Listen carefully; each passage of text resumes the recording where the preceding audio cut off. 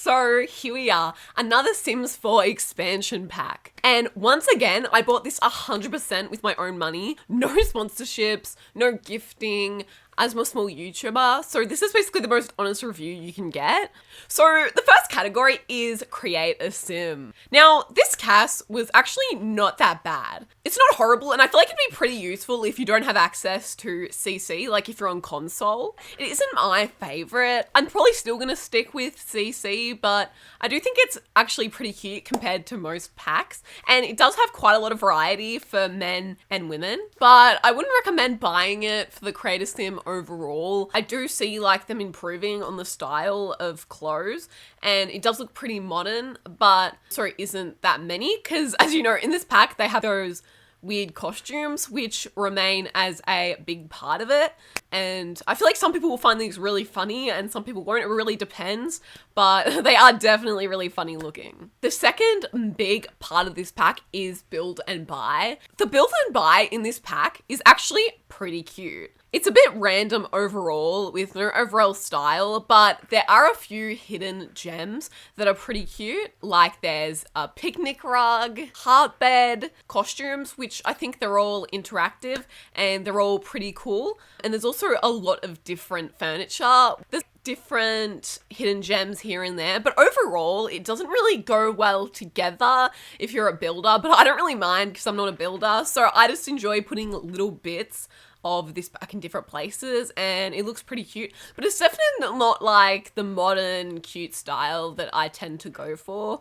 Personally, my opinion, I don't think it's worth buying for the build and buy, but it is a nice bonus. The next part is the world, and the world just feels like any other world. It's a similar size, but it doesn't have anything that interesting. It's pretty much just a regular world. It looks pretty normal, like an American world, and just like every other pack, it has the usual rabbit hole, and in this pack it as a hotel for woohooing, which is kind of funny because a lot of us really wanted a hotel, so it's kind of funny that that's what that's what it is. But it's not that bad of a world, but it's kind of just like every other world. If you have other packs, man, or even Willow Creek, like I don't feel like it has anything that interesting, but it's not horrible either. So my review for all three of these, for the cast, I would say a 6 out of 10. For the build and buy, I would say 7 out of 10. And for the world, I would give a 3 out of 10. So now on to the big meat of the pie, the gameplay. Now, I'm a really gameplay oriented simmer, but that's what this pack was marketed as mostly.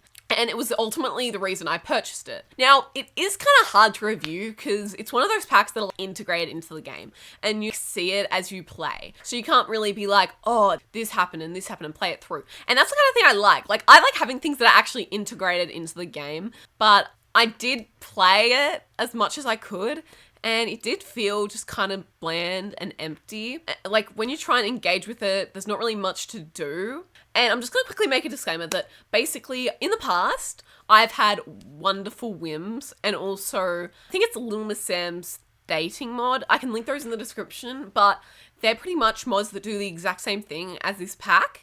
And I played with those for a while, and then I kind of got bored of it and like stopped playing with it. And that's pretty much what this pack is. It was kind of funny because I'm like, oh, people are making mods now that are like as good as the pack. And which is kind of funny because I feel like back in the day, like you would have to get a pack to get a certain game. A mod wouldn't allow you, but now it's getting to the point where, you know, these mods that were made like 5 years ago or more do the same thing. So it's kind of weird, but I mean, anyway, basically I like the overall feel, but I was wishing there would be more autonomy because there was really no autonomy in the game. I didn't really see anything other than some like random flirting and maybe seeing some random couples, stargaze or something. This pack kind of reminded me of Growing Together, just without the babies, which if you think about it, like Growing Together was pretty much all the babies. So it's kind of like, like what do you really take from that? However, there were definitely some cool features that I enjoyed in this pack. Like the dating app was so cute, and it definitely added a different thing in the base game that we never had before, which I think is really enjoyable. However, it pretty much doesn't add much new gameplay. You switch left and right. As soon as you find someone, press go on a date, then it's just the same as every other piece of gameplay. You know, it's just basically an extra image before you meet them. And I'm someone who likes really deep gameplay where you have backstories and that. And I know you can have deep like connections through that, but for me, I don't know, it didn't really add much. I just feel like you would only do it every once in a while. You wouldn't do it all the time because it just pretty much, you just press the image and then go on a date with them and it's just kind of like there. And also the romantic compatibility, it reminded me a lot of Wonderful Whims, and it's very, very complicated. It's hard to explain, but pretty much you just pick what your turn on and turn offs. And what happened in my game is it would be really hard because so many Sims would have so many different things and no Sims would be compatible. And when they were compatible, they just get angry. Like my boyfriend hated romantic attraction and flirting randomly, like romantic action randomly. So then every time I tried to interact with him, our romance bar went down and it went so low that he told me he was thinking of a divorce just because I flirted with him. And it's like, what? I mean, why would he even allow me to marry him in the first place? Like, I was like, what? It didn't even make sense. But so many of them, they just clash and they don't really work very well. But I do love the idea, and I do think that if you go around and you make all your Sims yourself have likes and dislikes, it'll probably work better. It's just, with me, I play a lot with randomized townies, and it just didn't work at all. But I did like how it gave the Sims more personality and more depth in relationships, which is something we have needed for so long, which was really great to see. And there were a few other features here and there, like you could do a career, which was, I think, what's it called? A marriage counselor or whatever it's called. But it was just like every other career. Like you just disappear off the lot, do some tasks on the computer. It doesn't really add much. So I was like, meh, you know? And you can also go to relationship therapy, which I thought was pretty cool. Once again, it's a rabbit hole, but you do answer some questions and it does affect your relationship. So I actually, yeah, that was a pretty good part of this pack.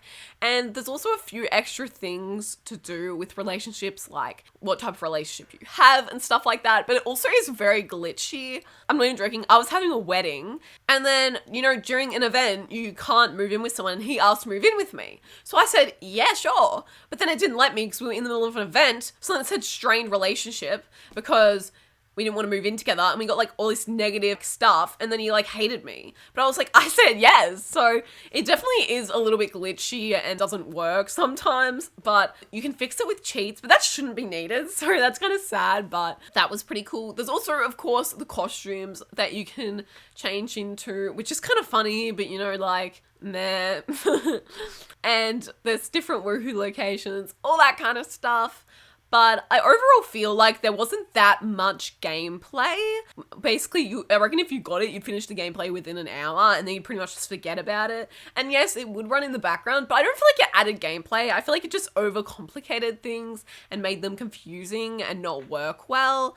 But overall, it did feel pretty empty and it didn't really constitute an expansion pack for me. Now, I have high expectations for expansion packs because I think that they should have a lot in them for the really massively high price point. But it barely even felt like a game pack to me because it got stale and boring very quickly and I don't feel like it had really anything extra.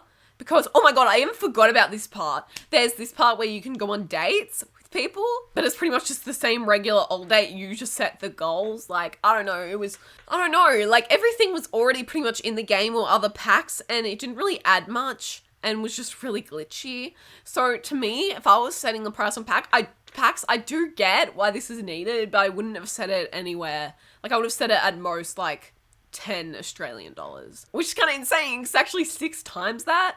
So that's pretty sad.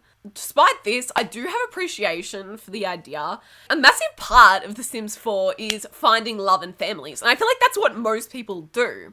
And this does give a deeper dive into it and does add some nice things, like adding depth to relationships. But it's just, I feel like a thing that really brings down this pack is the base game and its limitations. And it just doesn't make sense to me how you can be charging like these $60 $60 packs multiple times a year on a game that was like created in 2014. If we think about that, that's like the full price of a game, which is insane. And also all the features in this pack aren't really like extra things. Like an extra thing, I guess, would be like an occult or a world, but this is just like legit core gameplay. So it does make me kind of sad, but obviously there's limitations on what they can do with this game. So I just hope Project Renee comes out soon. If I had to give this pack a percentage like out of 100, I would probably give it like a 40%. Because to me, it had good elements there, but it just didn't really execute well. So I wouldn't recommend buying this if you are really limited on money. But obviously, your money, your choice, and people are in different financial situations. But if you want to have this gameplay and not pay for it, I highly recommend Wonderful Whims and Little Sam's or whatever, I forgot her name, sorry, dating mod, because these are the same thing and they're free. But I hope by watching this review, you can make a decision for yourself. I probably will use this pack in the future, despite it making my game a little bit complicated, but I don't think it's needed to have a good gameplay experience. I hope you guys are able to make a decision. Let me know in the comments if you decide to buy it or not, or your own experience. I'd love to hear it, and I'll see you guys next time.